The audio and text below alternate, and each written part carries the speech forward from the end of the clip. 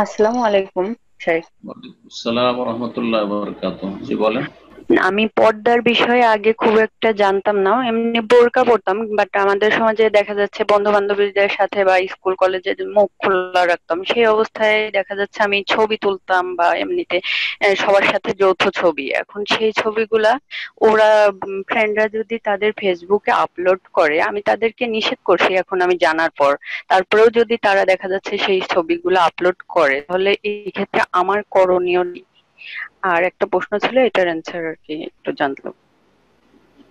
অতীতে যখন জানা ছিল না দিনের বিধিবিধান সম্পর্কে বা জানলেও হয়তো ওই পাবন্দি ছিল না, নিয়মিত আপনি সেদিন পাবনের পাবন ছিলেন না, তখন বেশ কিছু ছবি করেছেন মহিলা মানুষ হওয়া সত্ত্বেও আহ, আহ, বান্ধবীদের সাথে, যারা সেগুলি এখন হয়তো সোশ্যাল মিডিয়াতে পোস্ট করে দিচ্ছে। আপনি প্রত্যেককে আপনি পার্সোনাল ভাবে যোগাযোগ করে কঠোরভাবে নিষেধ করেন।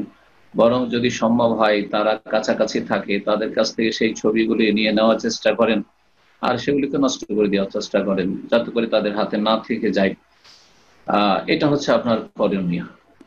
আর তারপরে নিষেধ করার পরে, অথবা আপনি পারলে তাদের কাছ থেকে নিয়ে নিলেন, তারপরও থেকে গেল, অথবা নিষেধ করলেন কিন্তু তারা মানলো না আর আপনার পোস্ট করে দিল, তো তারা গুনাহগার হবে। তারা গুনাহগার হবে, দ্বিগুণ গুনাহগার হবে। একটা গুনাহগার হবে যে তারা এই মহিলাদের ছবি পোস্ট করেছে, আর একটা হচ্ছে আপনি নিষেধ করেছেন তারপরও আপনার নিষেধাজ্ঞা অমান্য করেছে এবং আপনার ছবি তারা আপনার বিনা অনুমতিতে, অনুমতি দিলেও তো পোস্ট করা জায়েজ নয়, হারাম।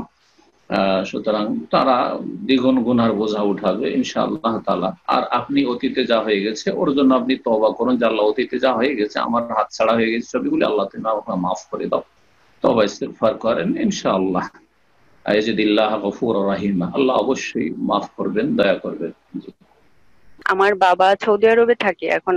সেখানে জিলহজ মাসের 10 তারিখে যে কুরবানি, আমাদের এখানে পরের দিন কুরবানি, বাংলাদেশ থেকে বলছি। তো এক্ষেত্রে কুরবানির দিনে সকালবেলা হচ্ছে কেউ না খেয়ে থাকে, যার নামে, যার পক্ষ থেকে কুরবানি দেওয়া হয়। তো সেক্ষেত্রে কি আমাদের দেশে যেদিন কুরবানি হবে আমার বাবা কি ওখানে না খেয়ে থাকবে আর কি, মানে কুরবানি পর্যন্ত অপেক্ষা করবে কিনা? প্রশ্ন ছিল যে আপনার আব্বা সৌদি আরবে আছেন, উম আর উনি তো এখানে একদিন আগে কুরবানি করে, বাংলাদেশে একদিন পরে কুরবানি হবে। তো কুরবানির দিনে সকালবেলা না খেয়ে থাকতে হয়, তো উনি কি না খেয়ে থাকবেন? না না না, কোনো প্রয়োজন করে না, কোনো প্রয়োজন করে না। উনি যেহেতু এখানে ঈদ করে ফেলেছেন, আর এটি মুস্তাহাব কাজ, সেই দিনে যদি হতো তাহলে বলতাম। ঈদের পরের দিন ওইরকম করার কোনো প্রয়োজন নেই। আপনারা ওখানে কোরবানি করে নেবেন। হ্যাঁ, আপনারা ওখানে করতে পারেন, আপনারা ওখানে করতে পারেন যে সকাল থেকে, সকাল থেকে হয়তো কিছু খেলেন না, কোরবানি হলো, তারপরে কোরবানি একটু গোস্ত কেটে প্রথম কোরবানি গোস্ত খেলেন, এটি হচ্ছে সুন্নাহ।